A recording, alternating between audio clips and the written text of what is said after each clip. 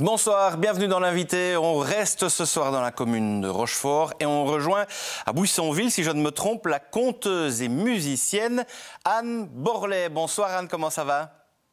Bonjour Arnaud, ça va bien, merci. Alors, très heureux d'être avec vous aujourd'hui pour parler d'un tout nouveau projet qui est nouveau et pas nouveau puisque... on va l'apprendre, à mon avis, c'est un projet que vous avez de longue date. Vous venez parler d'un projet de spectacle, de conte et de musique. Ça, on en a l'habitude avec vous. Mais la différence, c'est que ce sera un spectacle en itinérance avec un cheval. Expliquez-nous. Oui, c'est ça. Donc c'est vrai que c'est un très vieux rêve que j'ai fait quand j'étais jeune adulte, de partir parce que je l'ai fait à cette époque-là avec une troupe itinérante et je me suis dit un jour je le ferai. Mais c'est vrai qu'à ce moment-là, moi j'ai grandi en ville avant d'arriver à Rochefort et donc il a fallu le temps de moi apprendre à connaître le monde du cheval et puis voilà, petit à petit on a pu mettre en place ce projet avec mon compagnon Gilles qui est musicien et là ça fait 2 ans qu'on a notre jument. Et voilà, de petit morceau en petit morceau, on a trouvé un attelage, on s'est exercé, on est devenu, on a un apprenti, pour mener, on devient meneur, quoi. Oui. Enfin, c'est tout un apprentissage pour le cheval, pour nous. Vous avez travaillé Et, avec un des derniers bourreliers de Belgique, c'est ça? ah oui, alors du coup, quand on a voulu, pour que notre jument puisse avoir un harnais de attelage, Mhm.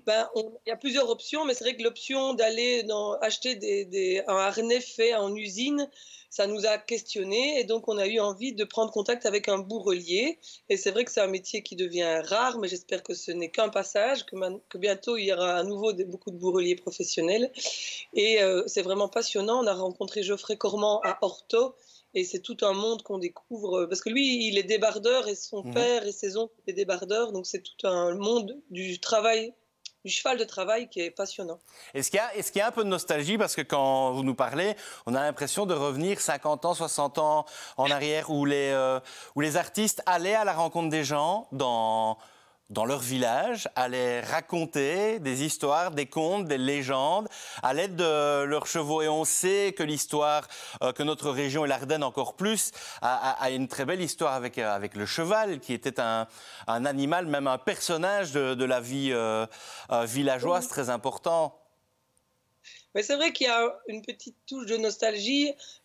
Moi, mon grand-père était paysan et j'ai des photos en noir et blanc avec le bord blanc. Enfin, vous voyez les vieilles Mhm. photos où je vois mon grand-père qui travaille dans le champ avec son cheval et qui est tout rayonnant.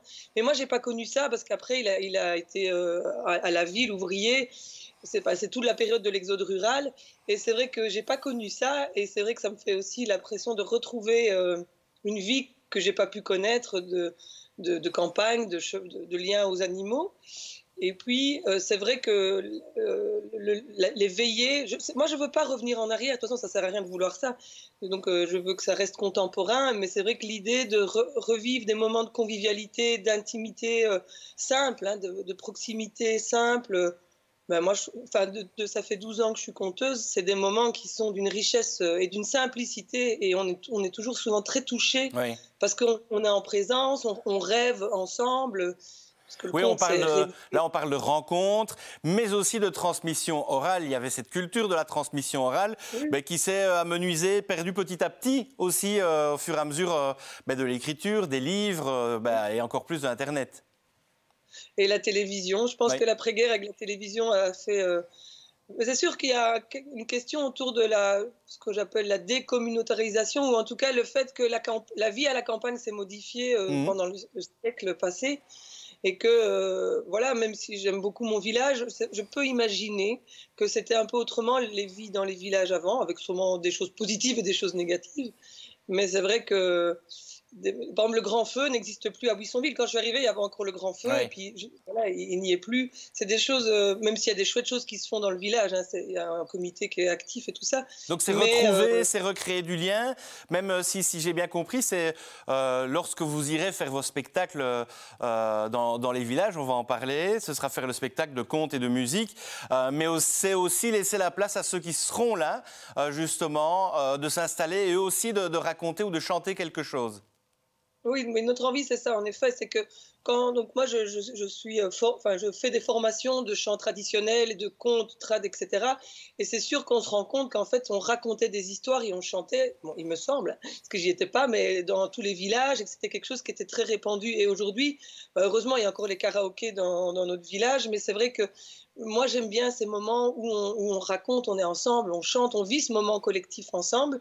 Et c'est vrai que nous, on aime bien partager nos histoires et notre musique, mais on sera heureux après, à l'issue de ça, de faire, comme on appelle ça, une scène ouverte, pour que s'il y a des gens qui ont des anecdotes sur les chevaux, ou sur le village, ou des légendes de la région, ou même, hein, ça peut être un tube récent, hein, je vous dis, moi, on n'est pas passéiste, mais voilà. En tout cas, un moment de partage ensemble. Voilà. La première étape justement de ce moment de partage, pour l'instant, elle se fait avec les écoles de la commune de Rochefort. Donc vous testez justement ce concept intéressant avec les jeunes. Là, c'est intéressant aussi pour voir les retours, mais aussi de voir les yeux des enfants quand la place, la présence du cheval en plus du spectacle, ça doit être quelque chose d'assez magique. Bah oui, et en plus, le spectacle, les histoires que j'ai créées, je prends toujours des histoires traditionnelles et puis je les remets à ma façon. Elles sont autour des chevaux et des chevaux fées. Donc je mélange, enfin, c'est pas moi, c'est dans les légendes et dans les mythes, il y a beaucoup de chevaux au pouvoir magique, etc. Et donc voilà, c'est mêler un peu le monde réel et le monde du rêve avec les chevaux comme héros et héroïnes. Voilà. Et votre jument, excusez-moi de vous couper, elle joue quel rôle dans ce spectacle? Elle est juste là pour vous amener à destination ou c'est une actrice? Bah, pour le moment, on va faire une chose à la fois. Déjà, elle mène bien l'attelage et c'est déjà énorme. Elle travaille déjà beaucoup parce que c'est elle qui travaille le plus. En tout cas, quand on marche, c'est elle qui tire l'attelage.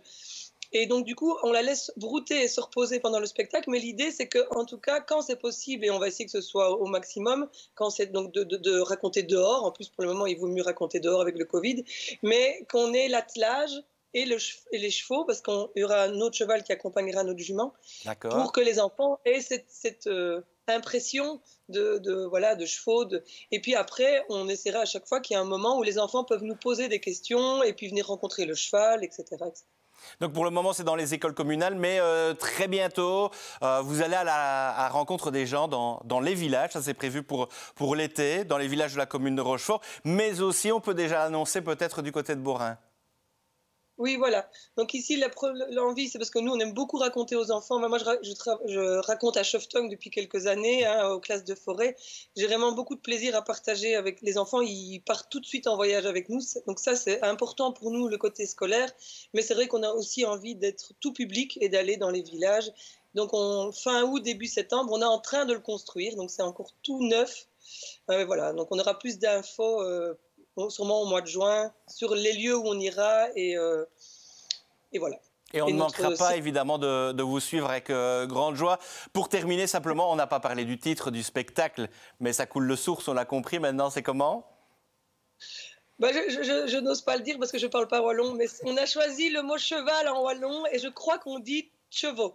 Mais voilà, je vais demander à Esbois qu'ils me disent comment le prononcer correctement. Eh bien voilà, en tout cas, on a vu plusieurs fois les informations. N'hésitez pas, si vous voulez en savoir plus, à aller sur le site, visiter www.renardnoir.be pour connaître le travail d'Anne Borlée. Et puis on l'a dit aussi avec Gilles Crémer pour la musique aussi. Ça va être très intéressant. Merci de nous avoir parlé de ce projet. On ne manquera pas dans les mois, dans les années à venir d'en reparler puisque ça a l'air assez chouette. Juste dire qu'il y a toute une équipe avec nous, mais voilà, vous la découvrirez à travers notre site. Mais bien sûr, on ne fait pas ça à deux, on fait ça, on est vraiment une bonne équipe et voilà. Voilà, un tout grand merci et puis tout le meilleur pour la suite, Anne. Merci beaucoup Arnaud, merci à l'équipe. Au revoir. Merci à vous aussi de nous avoir suivis. N'hésitez pas, vous aussi, si vous montez des spectacles originaux où on retrouve un certain lien humain, on se fera un plaisir, évidemment, de mettre ce spectacle en lumière via cette adresse mail. Très belle soirée à vous sur Ma Télé.